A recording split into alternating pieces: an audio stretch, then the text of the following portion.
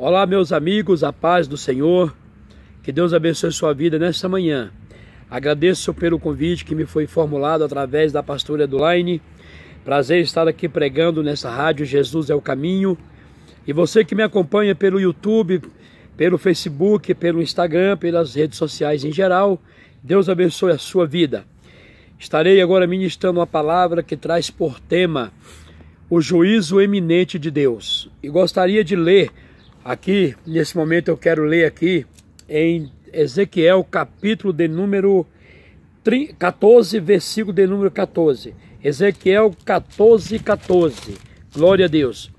Se houver alguma falhazinha aí é porque eu estou pregando aqui ao vivo e às vezes alguém me liga, faz a ligação, estou fazendo a filmagem aqui, às vezes alguém liga. Se tiver alguma interrupção, os irmãos não se preocupem que nós continuaremos com a mensagem. Então diz a palavra de Deus, Ezequiel capítulo 14, verso 14. Ainda que estivesse no meio dela estes três homens, Noé, Daniel e Jó, eles pela sua justiça livrariam apenas a sua alma, diz o Senhor. Glórias a Deus. O texto que lemos está relacionado ao país de Judá. E a Bíblia diz que Judá estava pecando contra Deus através da idolatria. A idolatria é um dos piores pecados que a pessoa, o ser humano, pode ofender a integridade de Deus. Porque a Bíblia diz que Deus é santo, Ele é maravilhoso, Ele é conselheiro, Ele é um Deus de misericórdia. E a Bíblia diz que as suas misericórdias são as causas de nós não sermos consumidos. Deus, olhando para essa terra, Ele provê um plano de salvação para a humanidade. Porque a Bíblia diz em Apocalipse capítulo 20, verso 15, aquele que não foi achado o nome escrito no livro da vida, esse será lançado no lago de fogo.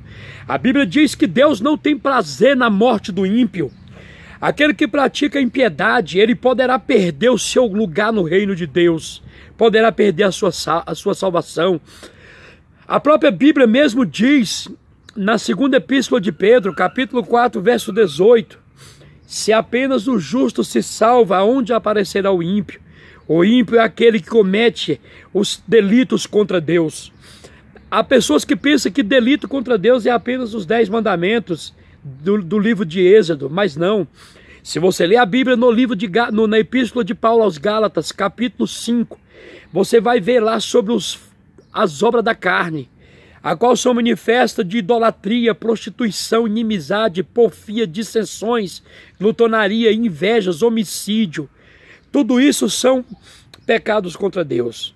Mas observe bem que dentro dessa relação que Paulo enumerou aos Gálatas, está aí o pecado da idolatria. A idolatria, ela é terrível, porque a pessoa, ele deixa de tributar a glória, o poderio, a honra, a magnificência, como disse o salmista Davi. Davi fala da magnificência de Deus. Davi foi o único homem na Bíblia que sempre tributou honra e glória para Deus. Muitos homens da Bíblia tributavam, mas Davi foi o único que tributou honra e glória e ainda chegou a dizer: Deus, eu te amo, Deus. Então foi o único homem da Bíblia que expressou esse amor a Deus. Eu te amo, Deus. Muitos também tributaram glória para Deus, sim. Mas muitos homens da Bíblia Sagrada cometeram o pecado da idolatria. Deus, ele deu uma grande oportunidade para Salomão. Salomão, antes de morrer, o seu pai Davi disse: Salomão, meu filho, seja homem. E Salomão teve 700 mulheres, 300 concubinas. E essas mulheres fez com que Salomão pecasse, com que Salomão cometesse o terrível pecado da idolatria. Essas mulheres fizeram com que Salomão construísse altares e templos profanos para essas mulheres que ele mesmo buscou lá no Egito. Muitas dessas mulheres fez com que ele adorasse os seus deuses, os deuses delas no fim da sua vida. Salomão fez altares para essas mulheres. O pecado da idolatria é terrível. A Bíblia diz: somente ao Senhor teu Deus adorará e a Ele prestará culto. O que será que pode ser idolatria na tua vida? O que será que você pode estar idolatrando? A Bíblia é bem clara, ela fala da idolatria de deuses, que pessoas adoravam vários deuses. E aqui, relacionado a Judá, a Bíblia diz aqui que Deus, ele abominou esses pecados da idolatria de Judá. E Deus ainda até chegou a dizer, ainda que Daniel, Jó ou Noé clame a mim, eu não ouvirei as vossas orações.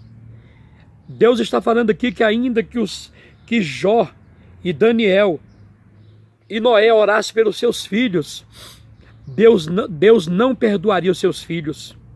Os próprios filhos, Deus não perdoaria os seus próprios filhos, ainda que eles clamassem, mas Deus não atenderia.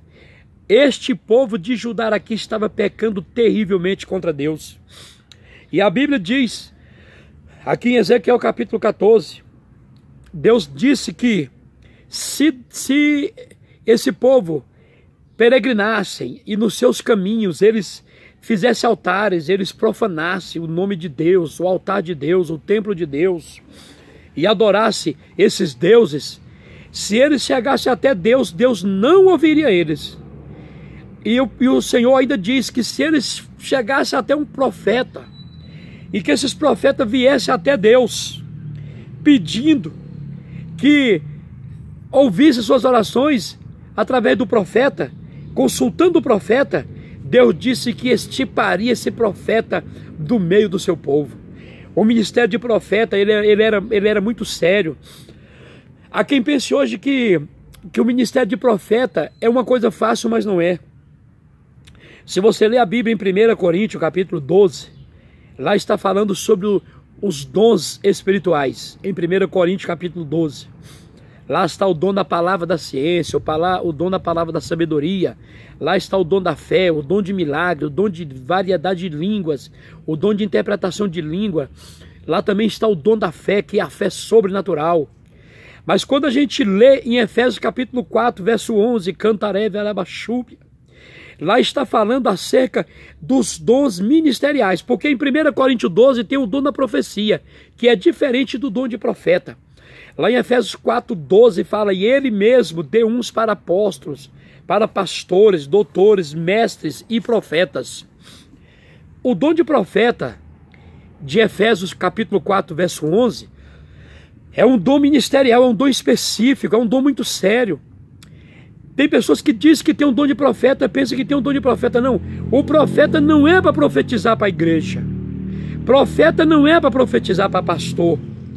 O dom de profeta é para pregar o juízo eminente de Deus, que é o tema dessa mensagem que eu estou pregando, sobre o juízo eminente de Deus.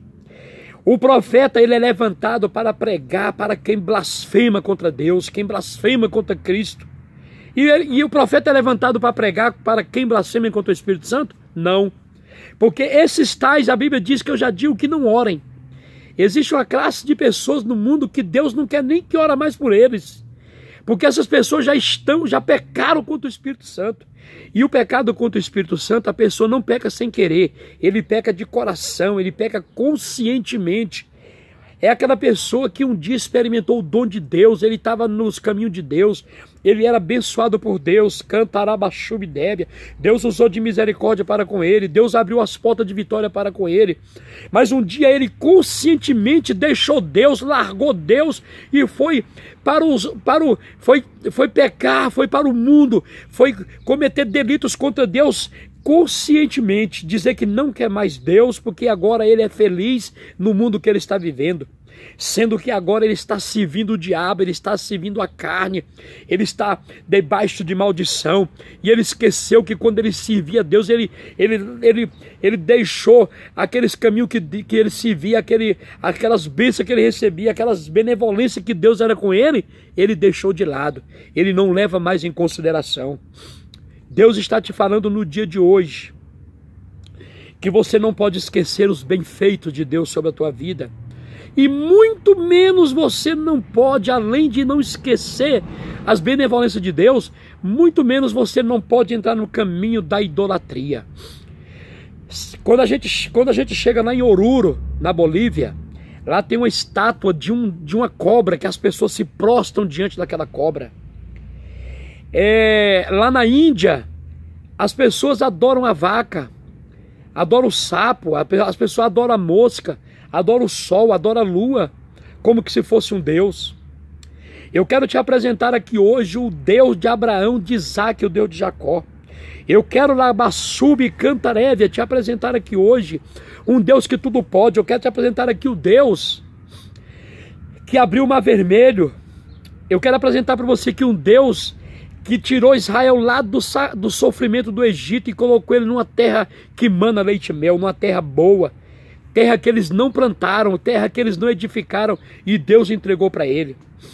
O Deus a qual eu estou servindo, o Deus a qual eu te apresento hoje, é o Deus que Salomão, mesmo quando estava na bênção, Salomão escreveu sobre ele em 1 Crônica, capítulo 26, verso 16. Salomão disse que os deuses das nações são vaidades, mas o Senhor fez o céu. O Deus que nós servimos é o Deus que fez o céu e a terra. Aqui no Brasil agora, eu sei que você está me ouvindo agora pela internet, você está me ouvindo agora em vários países, em outros países. Talvez o país que você está vivendo agora está fazendo frio, tá nevando, eu não sei o que está acontecendo agora, está fazendo calor. Mas aqui no Brasil está fazendo um calor. Tem lugares aqui que está fazendo calor mais de 40 graus. Aqui em Brasília, onde eu moro, está fazendo um calor mais de 37 graus. Sabe o que é isso? É o juízo eminente de Deus. Deus não queria que nós estivéssemos sofrendo agora debaixo desse calor terrível, não. Mas o juízo de Deus, ele é eminente. O que é juízo eminente de Deus? É castigo. Porque Deus, ele ama. Deus, ele é de misericórdia. Ele é de amor. Mas ele é fogo consumidor. Ele é de justiça. Ele é de espada. Ele fala aqui nessa palavra aqui de Ezequiel que ele lançaria 4 juízos sobre o povo. Ele lançaria fome. Ele lançaria pestes, animais, e ele lançaria a sua espada. Fome, espada, peste, animais. Gravou aí? Anote aí. Fome, peste, espada e animais da selva, da mata. Animais que matariam pessoas. 4 juízos eminentes que ele estava dizendo que ele ia lançar aqui sobre Judá. Porque Judá foi um povo rebelde. Judá foi um povo que estava cativo no Egito. Deus tira eles do sofrimento e coloca numa terra boa, terra que mana leite e mel. Esse povo de Judá aqui, o povo de Israel, esse povo de Israel aqui, povo de Judá, este povo, eles não aprenderam a lição nem o dever de casa quando eles estavam na vitória, na bênção da terra prometida. Eles chegaram na terra prometida, eles fizeram tudo ao contrário da palavra de Deus. Tudo que Deus falou para eles, eles fizeram ao contrário. Vou tomar uma aguinha aqui, porque hoje está muito clima, que está muito quente. Tudo que Deus falou para eles fazer, eles fizeram ao contrário. Deus disse para eles não casarem com mulheres estranhas. Eles casaram. Eles casaram com mulheres de outras nações. Deus obrigou eles a separar daquelas mulheres estranhas. E por isso Deus permitiu que eles fossem lá para o cativo. E aí eles estavam nesse cativo da Babilônia sofrendo ali.